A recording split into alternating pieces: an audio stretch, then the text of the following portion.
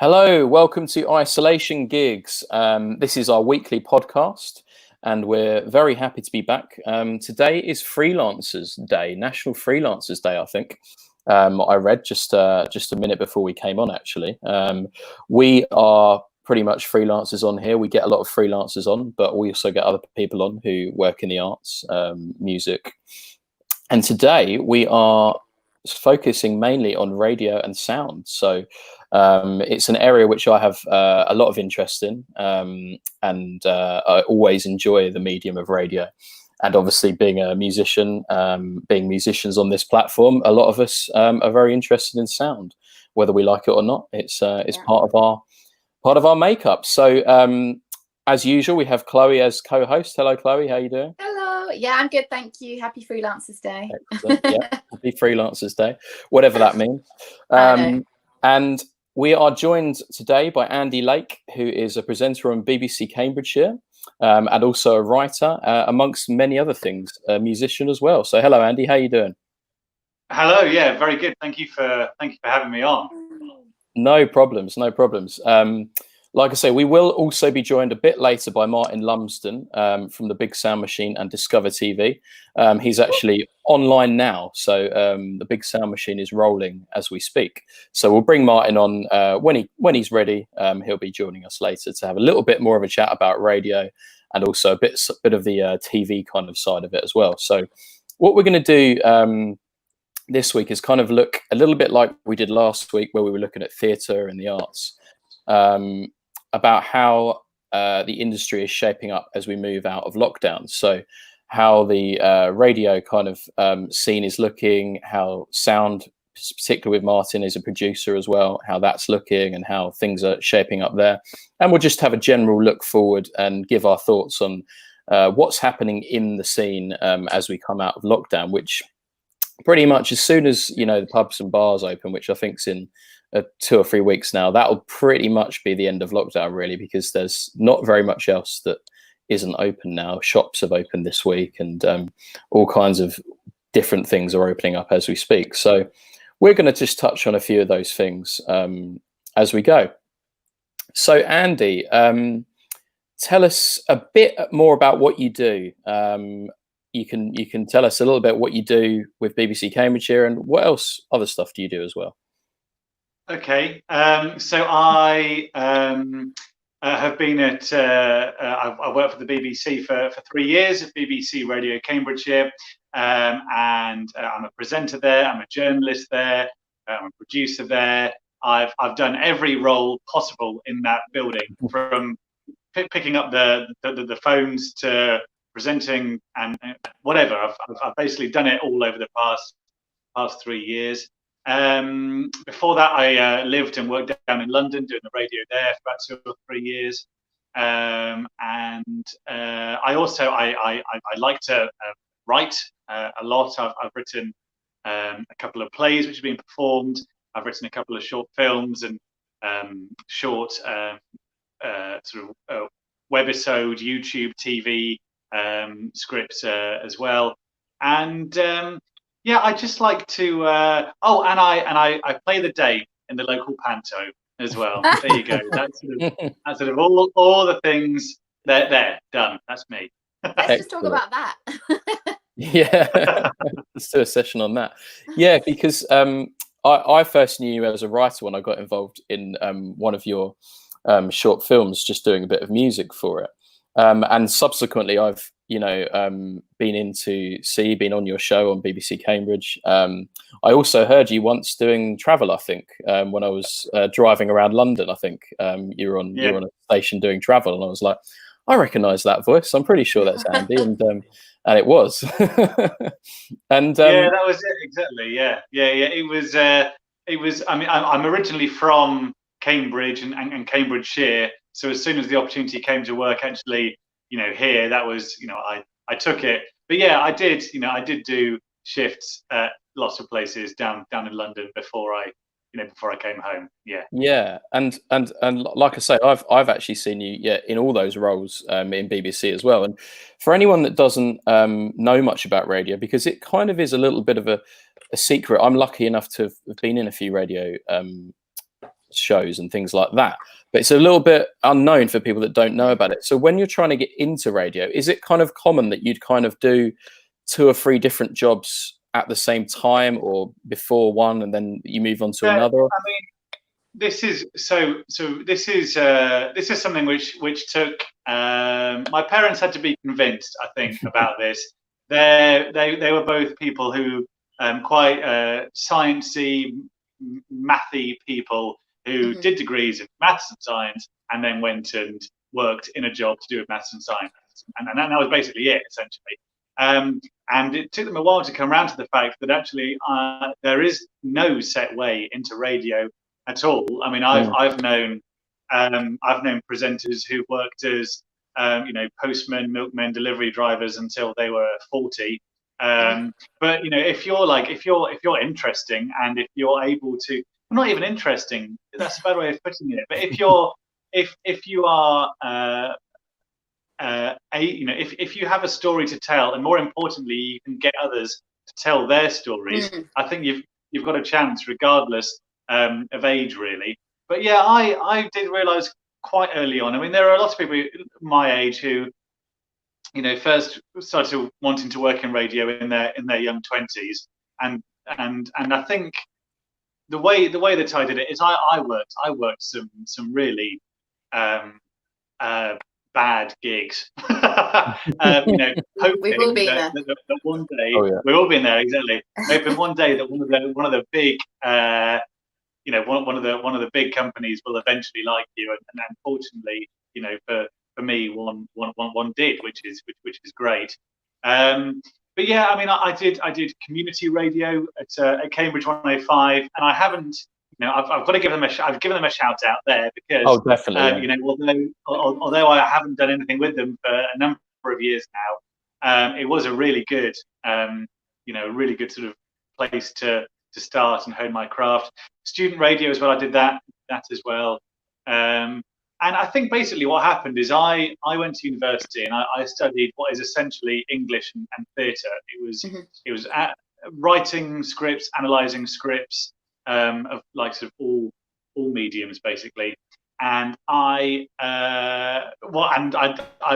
like to be back then I was like, I want to be an actor or a performer or something. And then I went to a course with a lot of other performers and realised that actually there were a lot of people much better at it than me.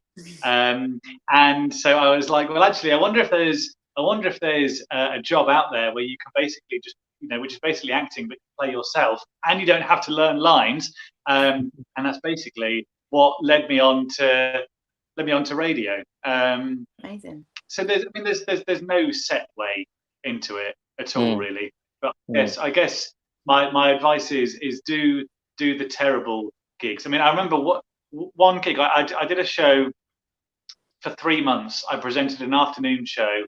And it was down in Crawley, just south of London, and but the money wasn't enough for me to just do that as my job. So I was also working evenings in London, doing travel for the travel bulletins for LBC. So essentially, what I was doing was, and I was living in a bed and breakfast in Crawley. So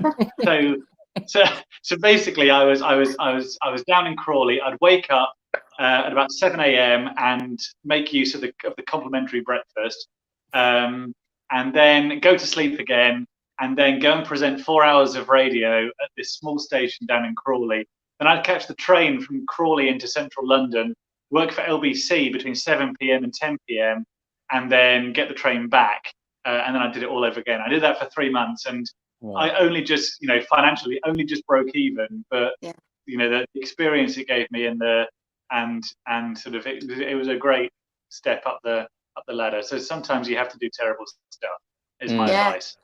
100%. Yeah. I hear you. I was just going to ask, sorry if you had a question there, El, but I've often had thoughts about radio where, I quite like talking, but then I think, how much do you have to be able to talk to hold a show together for normally about 3 hours, isn't it? A radio show. Yeah. And also, do you not feel like you have to know like something about everything, because you're almost like the voice of what's going on in the world at the time? Do you know what I mean? That is true. I mean, it's really funny actually, because it's a saying I love is fail to prepare and prepare to fail. So basically, like, as long as if you're going into a show knowing that you're going to do an hour-long phone-in about something political or whatever, or you're going to challenge the local authority on a certain decision they made or whatever, you have to do. Well, first of all, you have to be interested, and second of all, you have to read up on it. Basically, you have to. So I think it's easy to sort of think that the radio presenters only work for 3 hours a day. Is I think a fair assumption, because that's all you see. But actually, the rest of what you do is, basically. I mean, you listen to people like Jeremy Vine, for example, who does, say, 8 or 9 different talking points over a 2-hour show. Yeah. And he sounds like he knows everything about every subject, and he doesn't. It's just he read up on it the night before, and he sort of got interested in it, read up on it. So I guess a lot of what you have to do is just knowing the facts and reading up. I guess. But yeah, you're right. I mean, being able to talk is an excellent starting point. I always get really impressed by the amount of things you guys have to do. I get tired just watching. Like, it's here, there, and everywhere. Like, especially I came on the breakfast show once, and that was mental. Like, is it difficult to get into that rhythm when you first start doing it? It just seems really, really busy all the time. It is. I mean, I think that's another reason why radio shows are only 2 or 3 hours.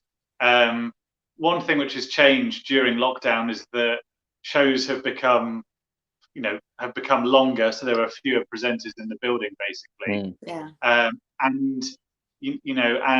mean, so the longest show I've presented is 5 hours, and after about 3.5 hours, you are just shattered because your brain is so on it all the time. Even if it's just pressing the buttons, I think it can be easy to think that a radio presenter only works for 3 hours a day, but actually, if you did it for much longer than 3 hours, you'd be shattered. You'd be so tired. 100%. And the only breathers you get are like a couple of minutes for a song or the news or the travel. So as much as that's a period, it's nothing, is it, for you to just go, okay, how did that go? And then I guess you don't really have time to analyze. You just have to sort of be in the moment constantly. Yeah, that's it. And I think it is important to listen back when you can. I don't listen back very much, but every now and again, it's nice just to listen to you. Well, it's not nice, actually. It's horrible to listen to yourself for 15 minutes. But I think it is really important, and you find little ticks and little things that you say a lot, and then you think, and then you slowly work on it and cut them out. So yeah, I mean, it is really good. Although you don't have that time to reflect straight away, I think it's always good to spend a bit of time every now and then. Reflecting, improving. Yeah. And apart from the kind of the shows getting lengthened and things getting shifted around, has it been remarkably different during lockdown, or is it kind of, because you guys are key workers, I guess, as journalists? That's it exactly, because that's I guess most radio presenters, although they don't want to admit it, I guess they are journalists, really. And I think basically, they do two things which have been so important at this time. Point number one is being that informer and that educator, and then point number two is being the friend, the companion, and the pick me up, I guess. And I think all radio presenters have to do a bit of both. You've got to keep people informed of what's going on, and you've got to raise a smile as well. I don't want to divulge too much about the specifics of how radio has changed that much, but I can say that particularly for the BBC, or certainly where I work, we have seen an influx in listeners. We've had lots of new listeners getting in touch over email, text, phone. Lots of people who hadn't discovered their local radio station. We've had so many emails from people saying, "I'd never heard of you guys before. Now I've been trapped in my house for hours and hours, and I've found you guys. I've found you." So that's great. It's just been amazing as well. Local radio's done this thing across all local radio stations called Make a Difference, where basically we've sort of banged the drum for people who are making a difference. And it's so you as a listener you can get in touch and you can say and you can say oh, my daughter's been making scrubs for NHS workers out of old bed sheets.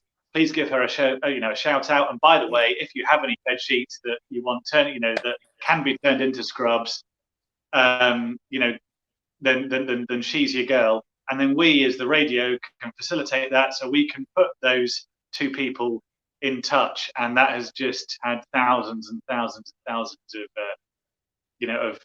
of interaction. So that's been amazing. Yeah, I think lovely. It is really, really nice. And I'd say a good portion of our normal staff are working from home, but so I can't necessarily speak for them, but certainly those who were asked to stay in the office 5 or 6 days a week, the morale has been brilliant, and the teamwork has been fantastic. Yeah.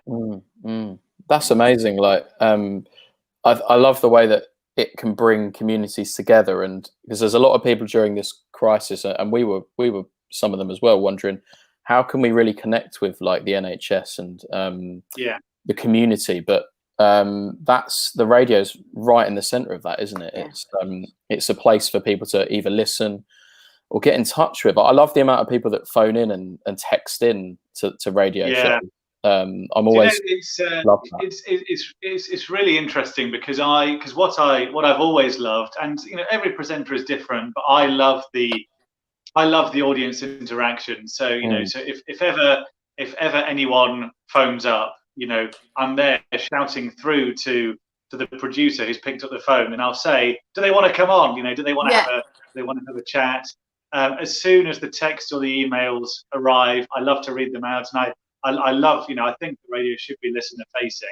So yeah, you're absolutely right. One thing which really interested me is a few weeks back I read Terry Wogan's autobiography, and he was pretty Marmite. He's got a lot of loyal fans, and I personally I thought he was a genius. I thought he was brilliant. Yeah. I don't think there'll ever be, in the constant changing world or whatever, I don't think we'll ever have a breakfast show quite like Terry Wogan's ever again. No. But what was really interesting is one of the earliest chapters, one of the earliest things he said was, because he did radio for decades, and when he started, there was no email or text. So you could start a talking point on Monday, but you wouldn't receive the letter until Thursday or Friday, talking about it. And he'd say that, sometimes he'd go away on holiday for a week, and then he'd have to start it all, he'd have to start the wheel of interaction all over again. And it has made me realize actually that with the technology that we have now, you can just make a show that's so immediate, and people can get in touch straight away. And yeah, it is.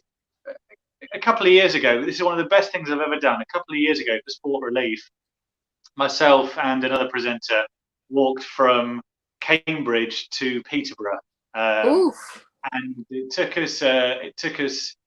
us 3 days. Basically, what we did is day one we walked from Cambridge to St Ives, and then presented the breakfast show the next morning at St Ives, and then we walked from St Ives to Ramsey, and then presented the breakfast show in Ramsey the next morning, and then the final day walked from Ramsey to Peterborough, and then we were there in time for the evening show there. That's so cool. And it was so eye-opening, the fact that the huge difference that that radio was making, and because people knew that we were, so obviously they knew we were going to be doing the breakfast show live from various places. But on top of that, every couple of hours, we'd phone up whoever was in the studio and say, "Oh, we've just made it to Chatteris," or whatever.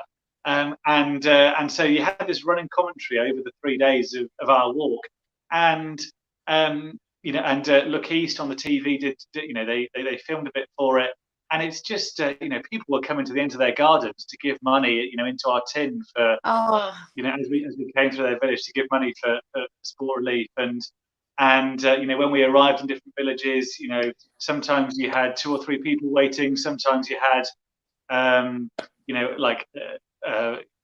crowds waiting for you.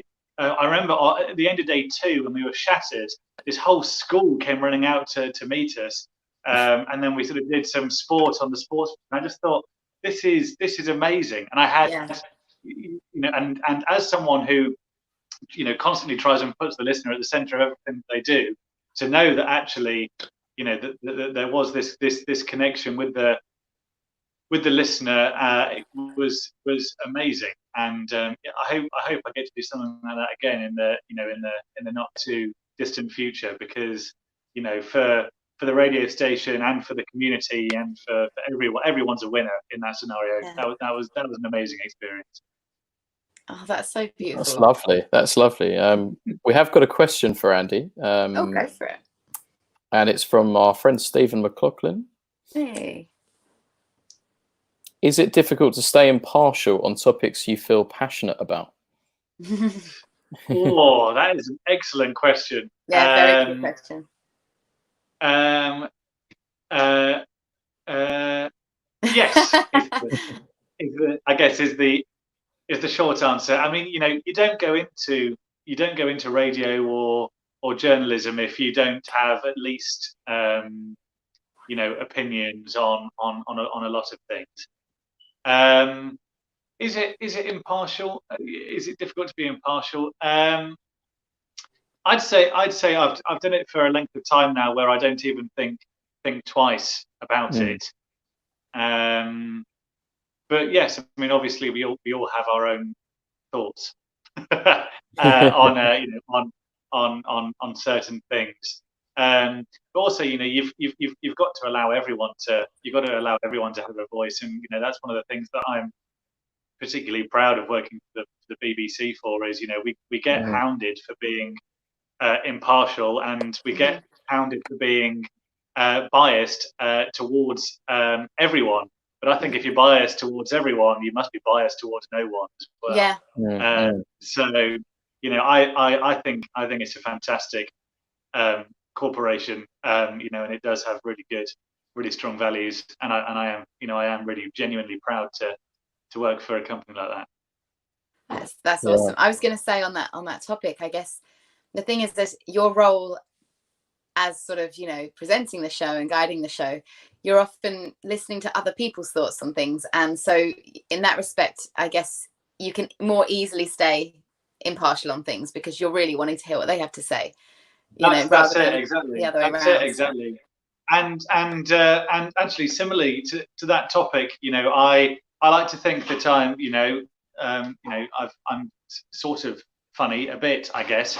But I mean, goodness me, there's no one funnier than the listener. I mean, the listener is just hilarious. The listener is 10 times funnier and 10 times more creative than you could ever be. So yeah, just listen to them.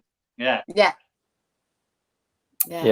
absolutely. And I always like listening to the listeners' questions and phone calls and things like that. And I think as musicians as well, like the BBC is amazing because it gives you access to loads of things. We've had songs played by people on Radio 2 and stuff through the BBC introducing kind of thing, and I think that's fantastic for independent musicians who otherwise wouldn't have a vehicle to do that with. So in that respect, it's brilliant. And I was just going to also ask, how do you think there's changes that have happened during this time? Do you think any of them will will be carried forward into the future on radio? It's been actually a really difficult. So I'm very fortunate to work for such a great company, and such a good corporation, and if I'm honest, it is basically the only, it's the company I've wanted to work for since I was about 4 years old. So but I'm aware that there have been, radio has had a very, very tough period over the past 18 months or so. I mean, even if you look back 10 years ago, the radio scene is so different. There was 10 years ago, there were so many little stations that were taken over by big brands. And that's over the past 18 months, that's sort of happened again. And I think lockdown has probably done. There were a number of things which I think were probably going to happen anyway. So I don't know if it's fair to say that lockdown was, definitely facilitated it, but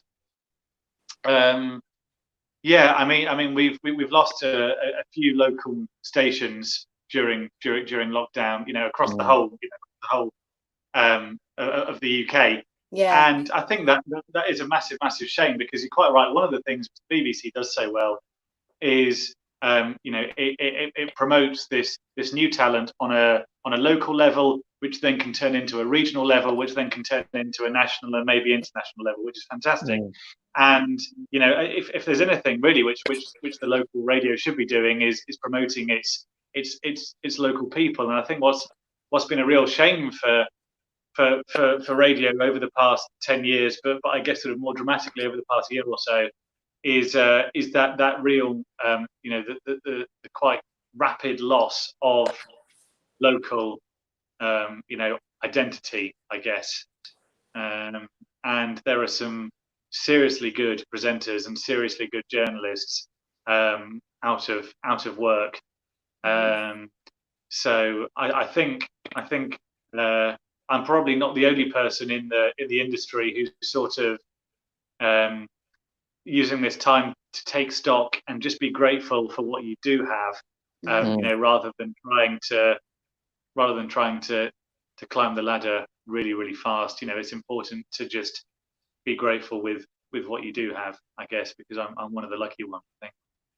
Yeah, I mean, absolutely. I think that's such an important thing to say, and for everyone to try and remember right now, because I think there has been a lot, there's been so much going on. There's been such a mix of energy around, and it does often make you feel like, should I be doing this? Should I be doing that? But when you realize that actually this is just such an unusual time, how can I really just ground and really feel, like you say, grateful for where I'm at, rather than, and I think that's important whether we're in a pandemic or not. I think it's an important attitude to carry through as much as you can, because it's kind of, it's the only way you really are going to be happy with where you are and with what you've got. And like you say, you're super fortunate to still have your job right now, and when there's other things happening and other things changing. So yeah, that's beautiful. Exactly. And then there's, I think radio has had a bit of a resurgence, or despite what I've said, I think things were looking really bleak for radio a little while ago, and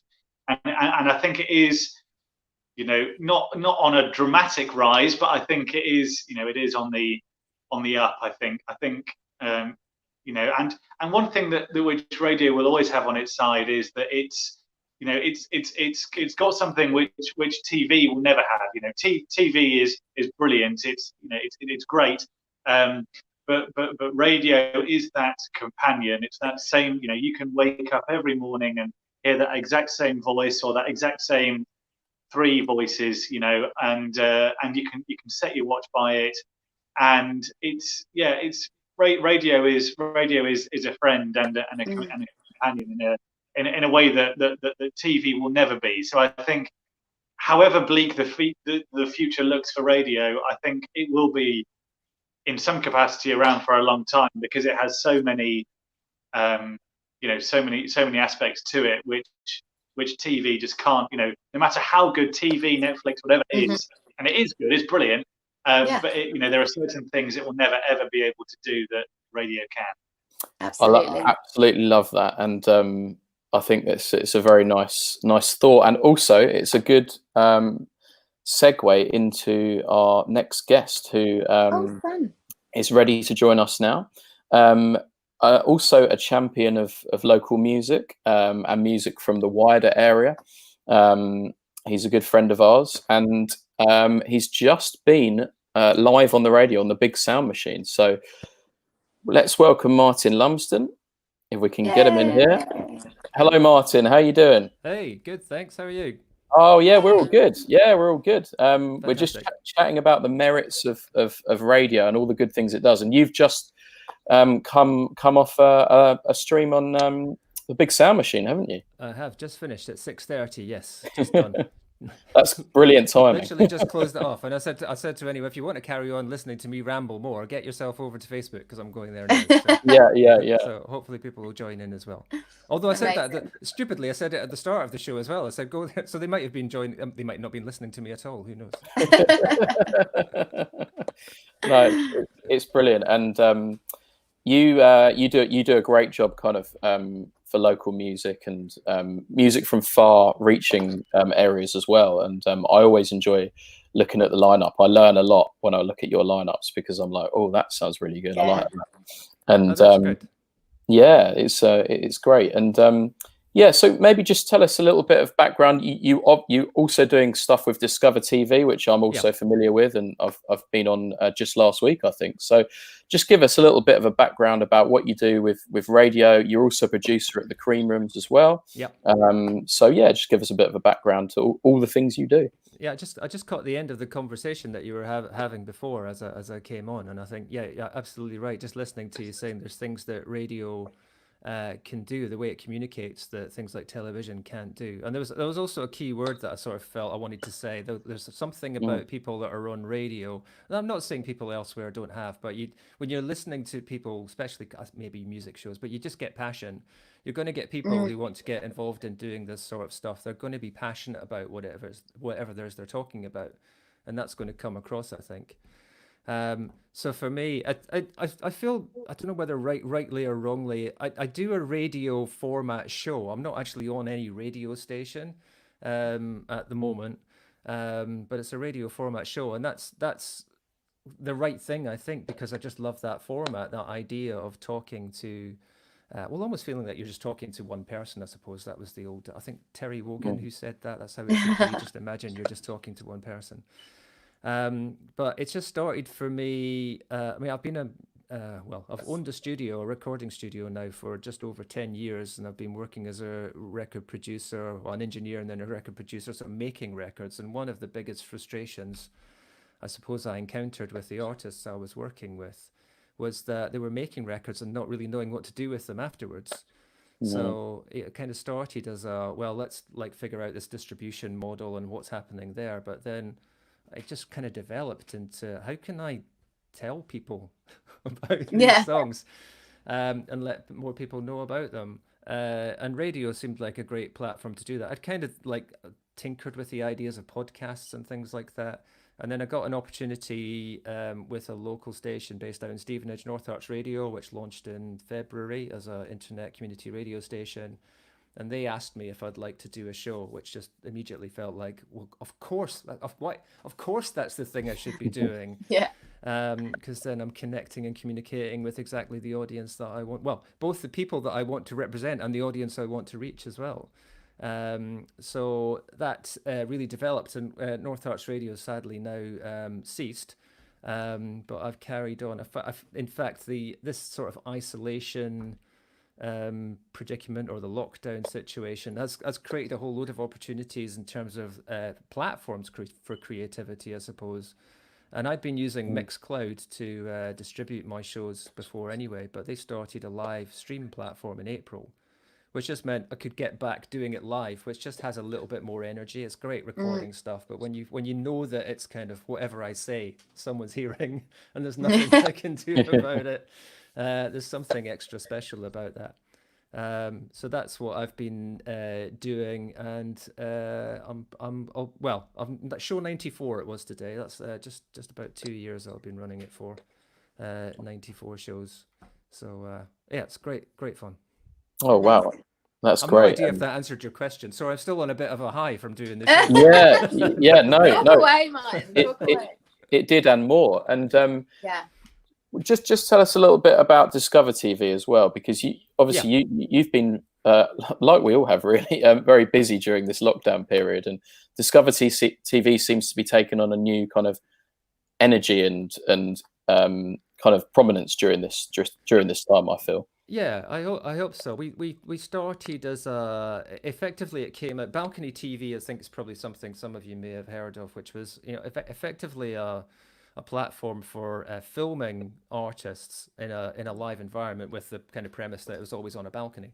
Balcony TV, sadly, well, not sadly, it was taken over by Sony 2 or 3 years ago, and then I think they just didn't really know what to do with it, so it sort of fell apart about 18 months ago when Sony stopped funding. But off the back of that, a bunch of the production teams who were working with Balcony TV said, well, we like the content, we like support, same thing. We want to represent the artists, we want to help promote them, and as production teams, we want to find a way through that. So we found a new platform partner. One of our production teams in South Africa already had a sort of digital platform, which was sort of, I think it's called Pocket TV and Discovr TV. So we kind of coordinated our production teams to get across this platform.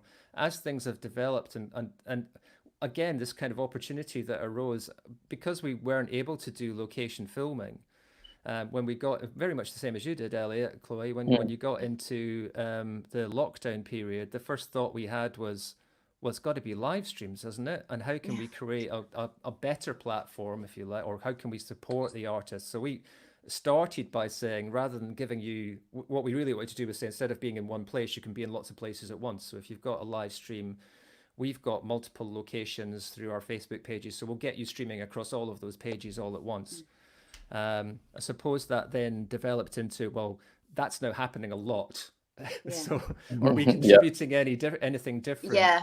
And as sort of people have got better at like figuring out this stuff for themselves, we thought, what can we do that's a little bit different? So using our platform, the idea with Discovr TV now is to, again, just give a platform for artists. We've got a few sort of stream shows going on to just develop that. So we're getting on the StreamYard platform, which is fantastic as well. So we'll get artists on, like we did with you, Elliot, have a chat about your latest project, play about that project, and keep introducing. And because it's a global platform, because we've got locations across the globe in places like Hanoi and Los Angeles, Zurich, Prague, London, that we can push out all our content into these various places. Our tagline, which is kind of, well, let us be your stage, is our new tagline for Love that. Discovr TV. So Cool. It's sort of early days, but it's very encouraging to see, again, just how enthusiastic everyone is, how passionate they are about what we're doing, which is just basically, in really simple terms, you're an artist, we want to help you reach your audience. That's about as clear as I can make it, I guess. And you know what, that simplicity is so key to artists. Like, that's what we're looking for, you know. And when you are creating stuff, it's like, who's able to give me an opportunity to share this that I've made, or, you know, share this thing I've put my time and energy into, and because that's what you're doing it for. You're doing it for other people, and so that's amazing. Love that. Yeah, it's a great platform, and there's a lot of similarities between the radio and Discovr TV, and I think they kind of work really well together, which is why we kind of got it all together today, as we have. And I should say, if anyone has any questions for Martin or Andy, any more questions for Andy, let us know. Just write them in the comments. We're streaming on YouTube and Facebook at the moment. So I've got that on the Facebook as well. I've written that in. So yeah, we'll see. Excellent. And like a feature of this time, this is to both Andy and Martin, really. The feature of this time has been the kind of dreaded Zoom kind of thing, which has been amazing and frustrating all in the same time. I feel the feedback I've heard from people. I've certainly been doing a lot of things on Zoom.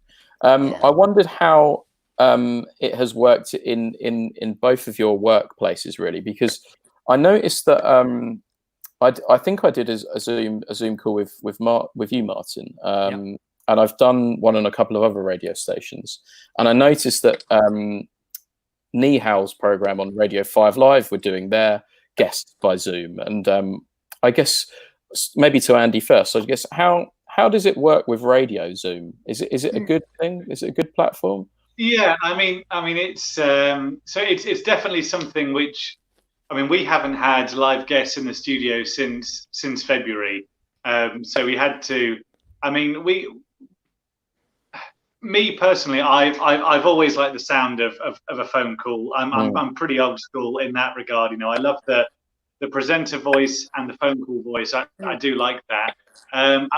One example of Zoom though, which was brilliant, was there's an amazing girl, local girl. She plays for Cambridge United under 10s or 11s, I think, or something like that. And she wanted to do one keepy uppy for every key worker. And there are 7.1 million key workers, and so she couldn't do it all by herself. But basically, you know, she was on. I think she was on Twitter, and we realised what she was doing, and so you know, through basically what we did was we coordinated it so that she came on the show, and at the same time, for example, the Cambridge United manager was on the show. There are a couple of other, you know, sort of like, you know, sort of idols of Lucy Bronze, who's the, you know, arguably the most famous women's footballer in the world at the moment. She got involved, and there were loads of people, you know, getting involved. And I don't think she's hit 7.1 million, but she's certainly got hundreds and hundreds of thousands through people donating their own keepy uppies to her. And what was terrific was when I spoke to her via Zoom, and just having that, her being able to see me, see the studio. She's very eloquent, very clever girl. But, you know, I imagine that the fact that she was on Zoom helped, you know, big time with how comfortable she was with everything. And yeah, I mean, I did this. So last week, I did an interview via Zoom. It was actually a pre-recorded interview because she wasn't available. She was the cookery author called Madeline Shaw, and she was only available at like a certain time. And basically, what she had was she'd set it up so that she was in a studio available for 1 hour, and then you could sort of sort of dip into her, for use of a better phrase. And I think my time slot I had was sort of like 2 until 2:15 basically.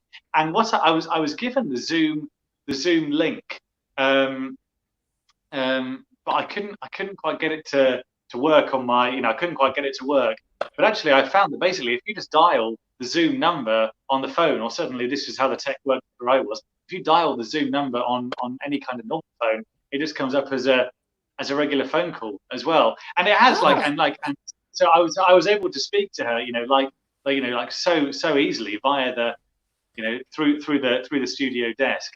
And I know that a lot of people are very keen for radio to move into that sort of because Zoom does give you better sound quality. There's a slight delay, but there's better sound quality than you get on the phone. And I think that people are really pushing towards Zoom and Skype and WhatsApp video and stuff like that, just so the sound quality is that much better.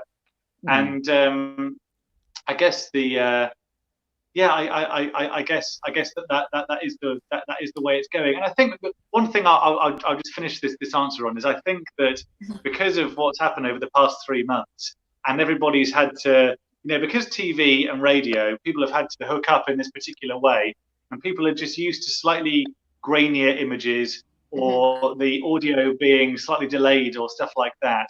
I think because this has happened, people have just gone, oh, it's happened, we're used to it now. I think going forward, people are going to be a lot more accepting of watching the TV or listening to the radio, and sort of the slight technical glitches, difficulties, I guess, I think people are a lot more forgiving of them now. Yeah, that's a really good point, actually. Yeah, I think you're right, because we're kind of in a position where we have to accept things for how they are, and that's quite nice in some ways. And we're always trying to make things better, aren't we? But sometimes it's nice just to see things how they are. And how's it worked for you, Martin? Because like I say, I think I did a interview of you on Zoom, didn't I? And has it been a really important tool at this time?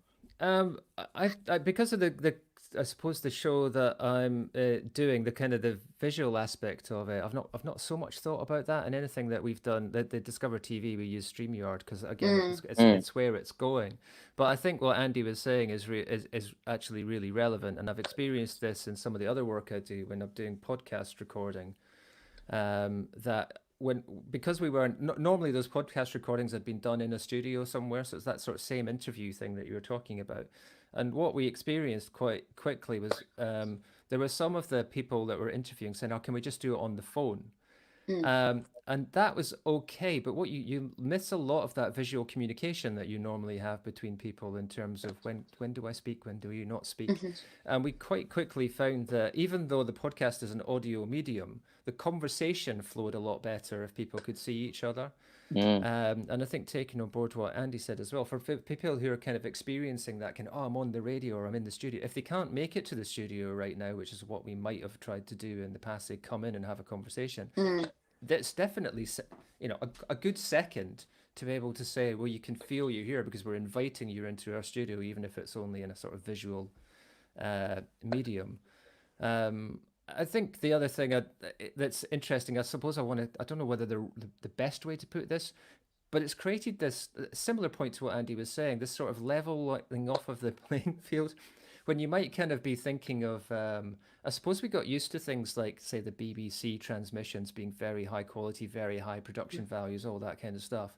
What was fascinating, particularly to begin with, and I saw this in some of the chat shows over in America as well, how much they struggled with the production values that they were putting together on their shows when they didn't have their studio, they didn't have their team. And they were so, I think even I saw Seth Meyers making a joke about this on his show quite early on. He was saying, how do YouTubers do this? Because we're looking at their shows and go, these are amazing, the quality is incredible, and we're stuck in this attic somewhere with an echoey room and no microphones, and we don't know how to improve it, we don't know what to do. They have cottoned on quite quickly. But I saw some of the shows that have gone out, and you think, well, actually, even like looking at what we're doing here now, it's better than, and I don't mean that in a necessarily a kind of, it's good or bad, but the quality of it is as good as anything you've seen as a sort of mainline production value for a TV station trying to do a chat show. And you go, well, we're all doing the same stuff now. We used to need sort of big ISDN lines and studio equipment to do sort of professional interviews.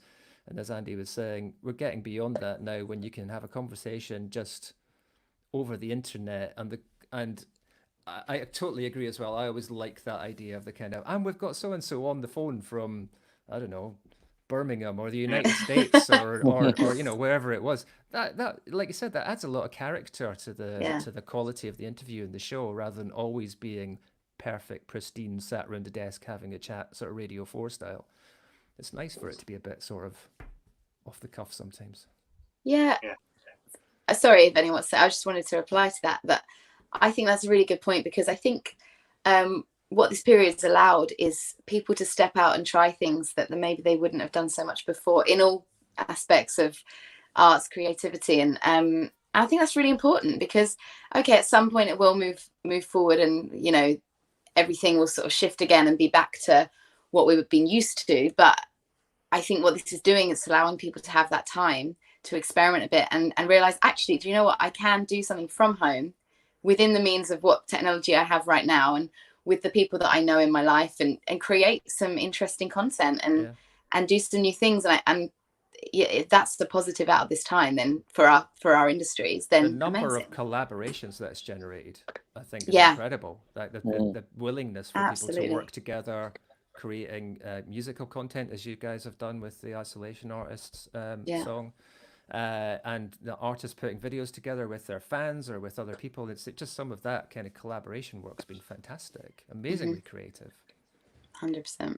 Yeah, I really like this idea of it being a leveler. I think that's a really cool thing, because like people that were like, oh, how do we do this stuff? Actually, like, we figured it out, and it's actually a bit easier than I thought it would be to do kind of things like this, due to the really nice platform like StreamYard.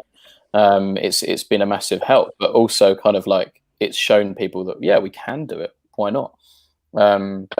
I have missed going into radio stations, because since we've been doing the Be More Kind promo, I have definitely missed like the physicality of it's nice, isn't it, to go in there and spend a couple of hours in there and chat to people, but human contact's a good thing. I think actually being able to kind of be with your friends or colleagues or meet people, it's we're social animals, so 100%. for all the technology, I don't want to be locked in a box for the rest of my life, please. No, exactly. We're making the best of it, but please, universe, don't leave us in this position forever. I love the buzz of kind of going into a radio station, because there's all stuff happening all over the place, and it's just a kind of, I find it a fun environment to be in. And like I said to Andy earlier, like every time I've been on your show, it's always just a bit of a laugh, really, isn't it? Like, obviously we're serious and we're talking about serious things that we're doing or whatever, but it's just good fun. Yeah, it is. And we mentioned earlier as well, the fact that radio shows, are usually sort of around 3 hours long. And I mean, the amount of times that you've come into the studio with me, I mean, regardless of however energetic or madcap or whatever the output sounds, when the record's playing and the radio presenter's not doing anything, I mean, imagine doing that for longer than 3 hours. It's just there's mics and wires and everything just all over the place, and working out what we're going to do next, and people on the phone saying, oh, okay, we'll talk to them for the next 10 minutes, whatever. So yeah, you're right. It is an amazing environment to be in, and it gets even madder when guests have to come in and we have to make them a cup of tea. Oh yeah. We've had so much surplus milk ever since people have stopped coming in. There's no tea to make. Just the lonely milk sat in the fridge crying. I know. I have no use. That Blur advert that was the cartoon milk carton, that Blur video. Oh yeah. It's made me think of that. I was thinking, like, I'm fortunate. I was just listening to what you were saying. I'm thinking, gosh, yeah, that's right. I'm fortunate. I don't have to hit any marks anymore. I do this kind of broadcast by myself on Mixcloud. It's like I've got as long as I do it, no one's telling me we've got to hit the news or we've got a break for an advert or your time's up at 7. Yeah. That's that adds a whole extra element of risk. Yeah, sure. That must be a nice freedom to have in. And how do you pick the music that you play, Martin? Do you get sent in stuff, or I know I send you stuff from now time to time, and I guess, and you notice stuff that's about and stuff like that. It's a bit of both. I mean, I feel like it's still a developing, going to use an awful word, developing brand at the moment, a developing program. So the more the idea is always the more people know about it, the more they'll want to get involved in it. So it started off from nobody knows, so I'll just get in touch with people that I know and find out what's going on. I do get more submissions now. There is a submission process on the website. You can upload stuff on there to send to me. But what I've actually found, and again, it's just like a wonderful thing, is just by connecting with an artist, they'll then kind of, you get into sort of a rabbit hole or whatever you want to call it. You'll then connect that artist with another artist, and then another artist, and another artist. So you kind of go, oh, you worked with them, or they'll mention someone, or you're looking on a SoundCloud or a YouTube link, and you go, oh, what's this then? So by that sort of process of connection, you start to find new stuff, and it's just about sharing that. And I think that's, I suppose I just want to say, I think that's the joy of it, because whatever you might read about, I don't know, a Spotify algorithm or something like that, I still think most of us find the new stuff that we love because someone told us about it. Oh, yeah. Like someone said, have you heard this? You've got to listen to it. Check this out. I think it's fantastic. Or it's, it's just sharing stuff.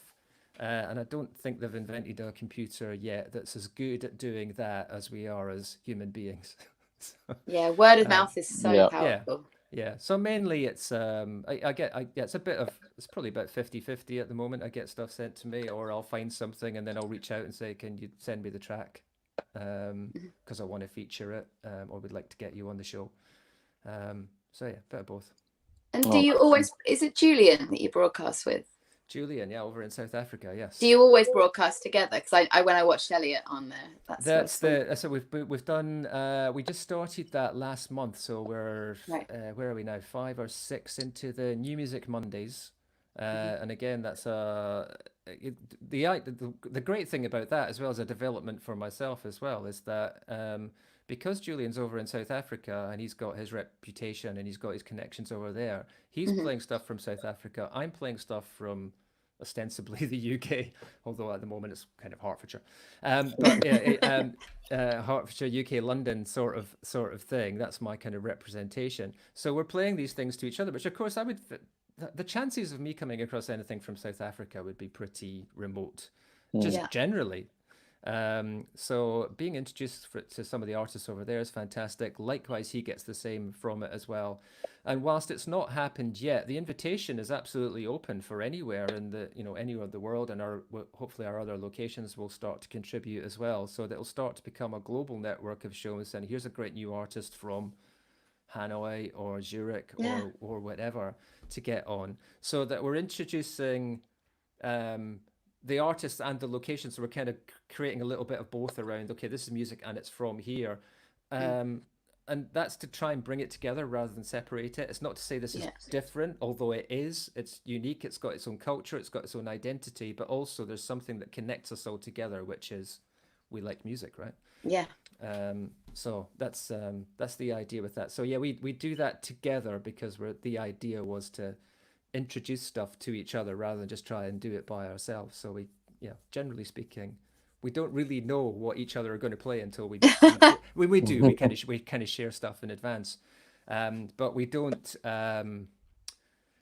curate it together. We curate our own bit of it. Oh, that just makes it more interesting, and I think you get that as a viewer, and and then you sort of see that natural conversation kick off on the show. Yeah. Rather than sort of, all pre-prepared, and the authenticity is lovely. It's definitely a bit seat of the pants stuff at the moment. And I mean, talking about that kind of hitting your marks, that the idea was that show would be an hour. I don't think we've done an hour yet. I know we did about an hour and 45 minutes on the second one because we just got sort of giddy and carried away with the whole thing. We've been lucky at the moment that artists are kind of prepared to kind of hang around. If we say, like, we'll get you on at 6:45, and then it's sort of 7:20, they're still waiting in the back. But they've been very, very encouraging and very enthusiastic about it as well. So it's good. That's brilliant. Yeah, it was really good. I certainly learned a couple of new artists that I've not heard of from South Africa when I came on as well. And I probably wouldn't have ever heard their music before or afterwards. So and likewise, hopefully that's people kind of connecting in South Africa who now know Elliot Porter, who now know the Isolation Artists. That's the idea as well, that there's people over there going, I've not heard this before. It's fantastic, love it. We hope so. So we've got a little bit of time left. If anyone has any questions for Martin or Andy, we'll open the floor up one more time and just say pop your questions in the comments, and we will ask them. I've got one more question of Chloe. Have you got any before I go? I'm wondering what your one is. Well, mine's a kind of like a bit of a roundup. A closing question. Okay, then I'll ask something then. I guess we sort of touched on different aspects with both of you on this chat, but I guess you're both in slightly different areas.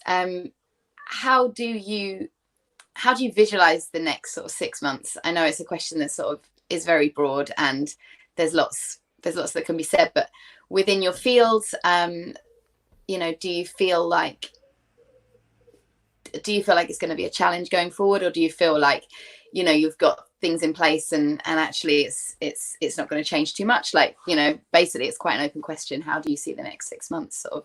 Because I know in my industry, being a performer on stage, it's pretty bleak until next year. So, you know, that's kind of where I would come from that question. But yeah, Andy, where with radio and stuff, where do you see? I think this is an interesting thing that's happened. You know, when this all blew up, you know, it sort of, you know, simmered under the surface in February, and then it all blew up in March, and so much changed in March or early April. You know, lots of shows were temporarily cut. There were big cuts in terms of who actually needs to be in the building. You know, and that's affecting, and you know, some of the biggest losses were specialist music shows. You know, people who were coming in once a week or whatever. You know, we were just making sure that essentially we could you know, deliver a service. And also we had to make sure that our tone was right. So certainly for the first few weeks, our tone was you know, sort of very informative, and you know, it was you know, coronavirus was the only thing that people were talking about.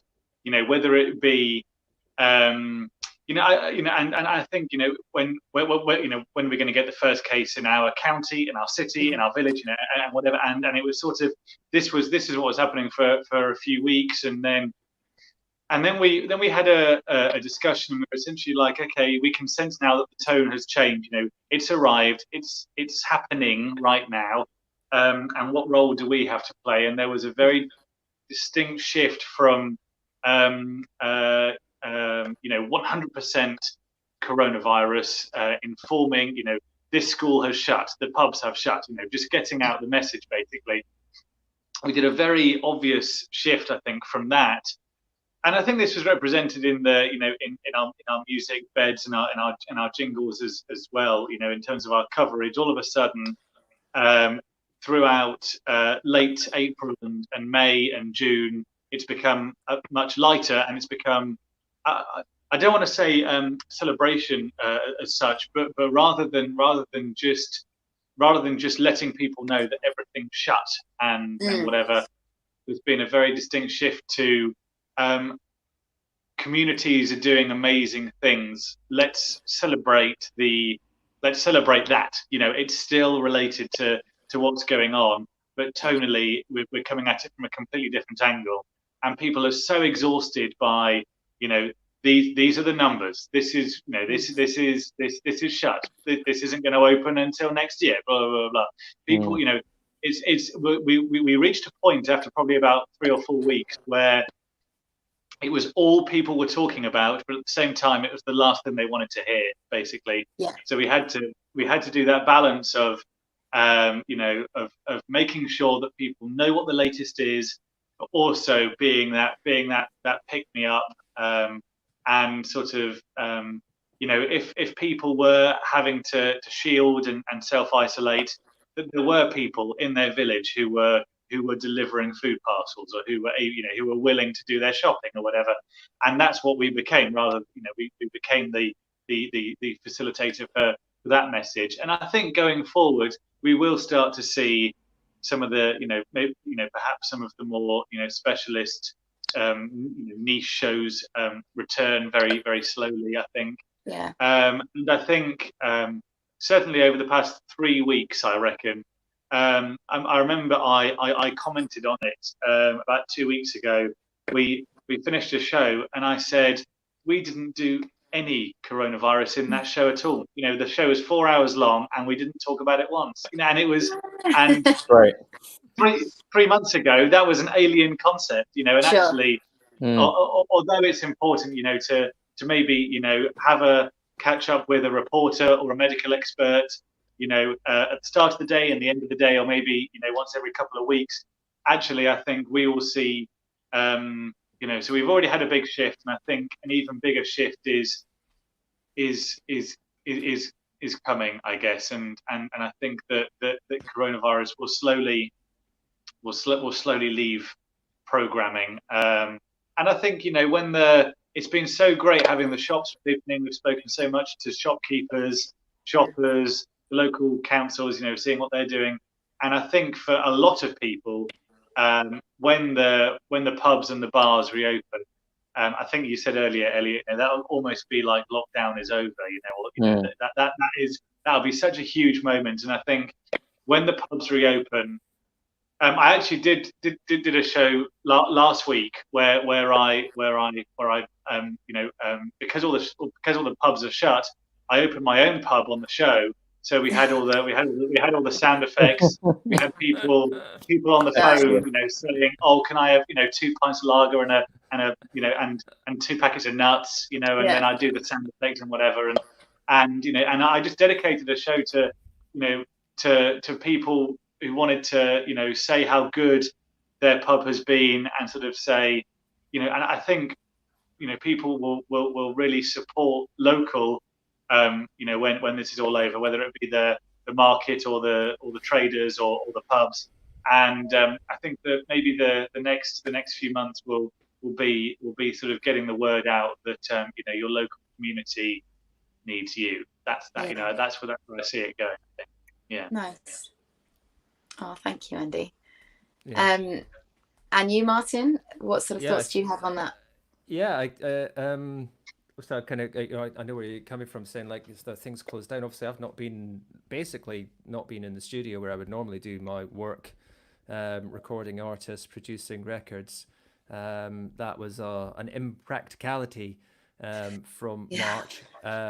Although we kind of we're okay to we're basically open now, starting to take bookings again for doing things, and I don't know how that's going to go, because I feel like a lot of the artists, a lot of the people that I work with will obviously have had their income hit through not being able to perform. So, how that's going to impact and what they can achieve in the future. But equally, it feels a little bit like people have been, really wanting to get back to doing stuff. So there's a lot of enthusiasm around to kind of say, well, when can we, what can we, how can we? So I'm seeing that starting to happen as well. So I'm optimistic in that sense, and certainly enthusiastic about the opportunity to be able to help. From that's a sort of a more personal business impact, and how that affects the music business, I suppose. From the broadcasting radio side of things, so again, listening to what Andy was saying, slightly different from I don't have a public service role really to kind of take care of, which I know working through the BBC is obviously much more important. So no one's necessarily going to tune in to me to find out the latest news. But apart from your life, apart from my life, and who's what's Elliot up to this week, if I happen to know, that sort of thing. But lost my thread. But they're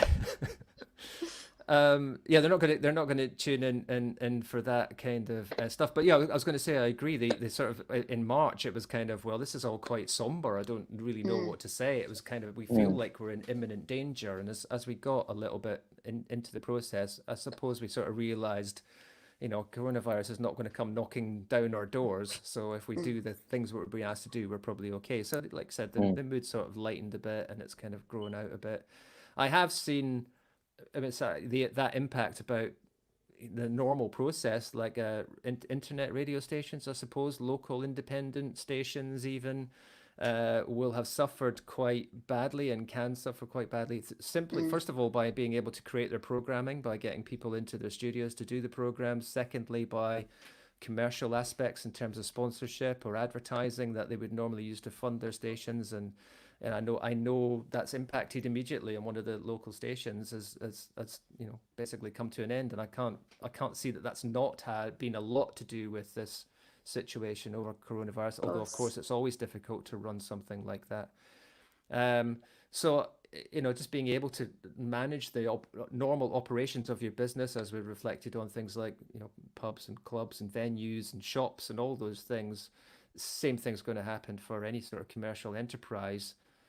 Just being able to operate normally, I suppose, whatever normal is, but just by being able to have people come in and out and communicate and create discourse and retail and all sorts of things, how quickly we can get back to a sort of, I suppose, transactional society where we can actually relate to each other and do deals with each other and keep the money flowing. How quickly that happens, I don't know. But yeah, I said, and again, just what these things for me as a sort of, outside, like doing the thing that I want to, outside of the job that I do, which is the thing that I love. The other thing that I love is making an impact in terms of, being able to let people know about the artists. In that sense, it's actually, I feel there's a positive thing that I've now got.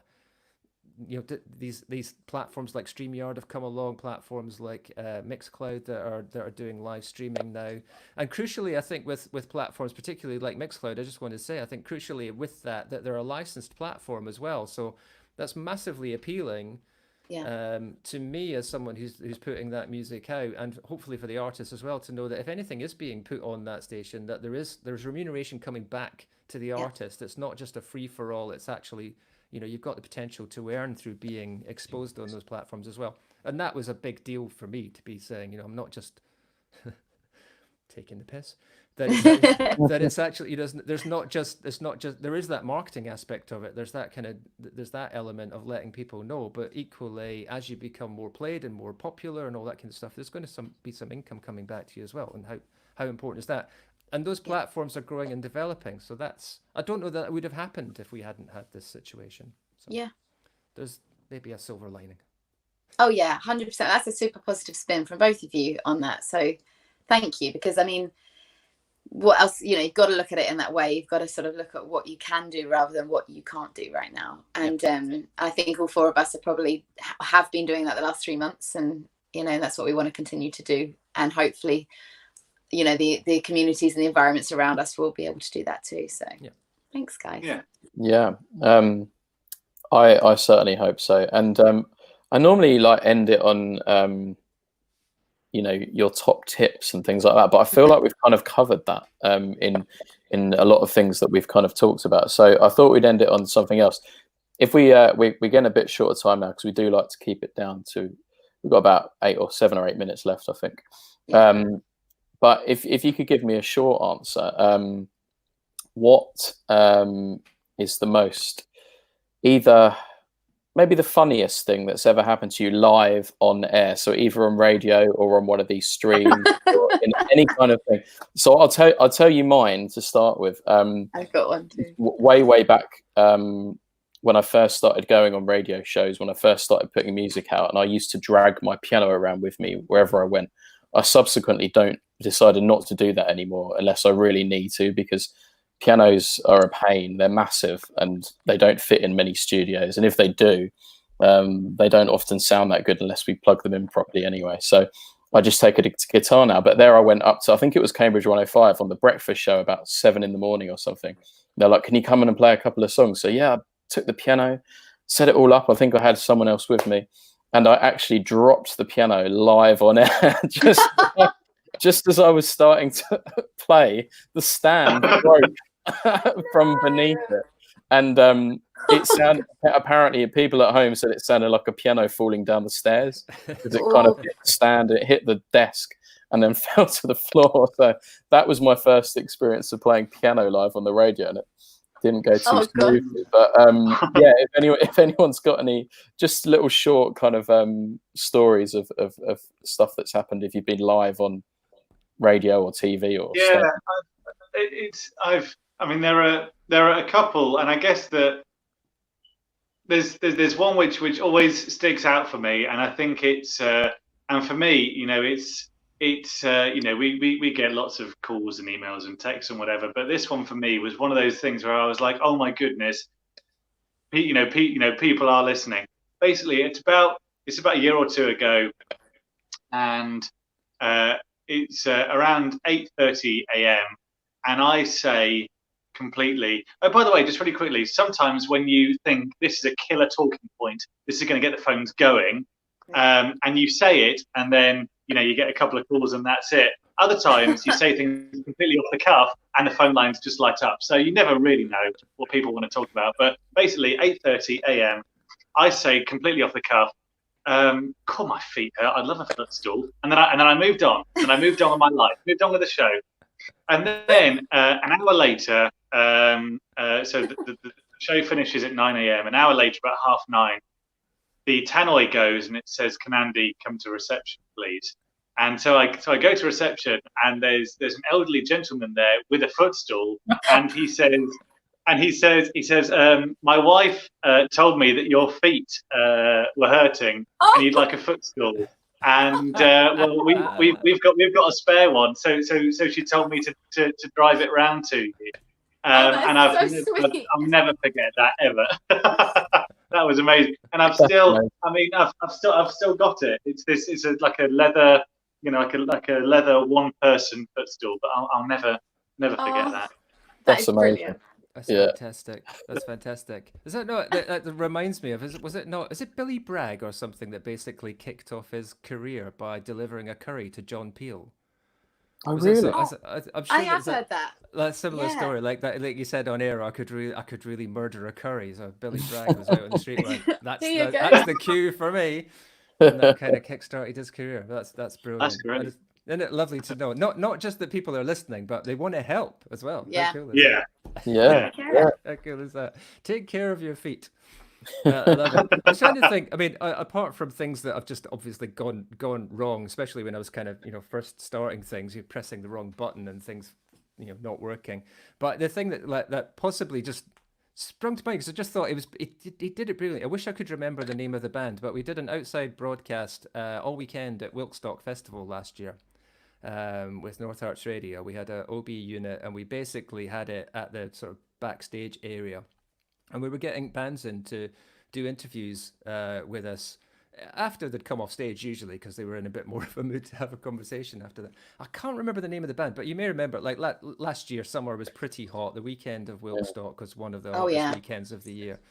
And I think it was either the Saturday or the Sunday. One of these bands came in the afternoon. And we were chatting away to them. And, they're just young lads that just come off stage. That was the kind of thought. But chatted away very sensibly. Wonderful, wonderful time. And one of the guys who was near the window, I just saw that he just kind of gone, like kind of jumping. I didn't know what on earth had happened. And he just kind of went. And we were only on about 5 minutes, finished this interview. And I said, "Are you all right?" And he went, "Yeah, a wasp stung me." As we were talking, this wasp had got down to his leg and stung him as we were talking. And he's managed to brilliantly, in all sort of knowledge of knowing what he was doing and being on the air, he managed to not swear, not kick anyone in the face or anything. And I just remembered that as you were saying, I thought, maybe not the funniest thing, but I just thought, fair play, mate. That's absolutely brilliant, because I don't know if I could have handled that situation quite as well. That's really impressive. I am going to just come in there and say, you've just reminded me of that happening to me on stage. Literally, I can't remember what festival it was at, but I was with my girl band, and we were bopping away like this, like we do, and all this stuff. And then suddenly a wasp stung me it was above my eye or something, and when a wasp stings you, it's so painful. But there was audience all around. There was nothing we could do, so I just had to carry on. And none of the girls knew until we got off after the whole set. And that's like, please, I've got to get something for this wasp sting. And my above my eye had started swelling up while we were on stage. So it's amazing what you can do and control when you know that you've got adrenaline going, and you've got to just be on. So I hear you. I mean, Dave Grohl carried on playing after he broken his leg once. I don't think even he would recommend that, though. No. That's next level. That was crazy, but it is funny what you can get through when you're in the moment, isn't it? But I've fallen over so many times on stage during dance routines and stuff. Yeah. you just get back up again, and then it's like, did that happen? No. Yeah. Carry on. Yeah. Brilliant. Well, thank you so much for joining us, guys. It's been really fun.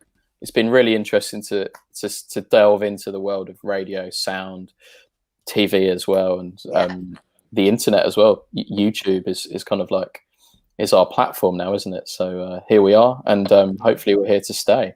And I'll put links up to, if anyone wants to know any more about what Martin and Andy do, I'll put links up on our Facebook thing, and also underneath the YouTube video, so you can check it out. If you're watching this back, thank you for watching. If you're watching live, thank you for being with us. We've gone quite a long time today, which is but it's been really, really fun. So yeah, there's so much to talk about, so thank you, gents. Yeah, so thank you all, and all the best as we come out of lockdown. And please join us again next Thursday at 6 o'clock on Isolation Gigs Facebook and YouTube. And if you see up in the corner there, please go and check out Be More Kind by Elliot Poor and the Isolation Artists. Get it right. It's up there somewhere, isn't it? Hey. Yeah. There it is, yeah. Amazing. Great. Thanks, guys. See you later. Take care. Bye.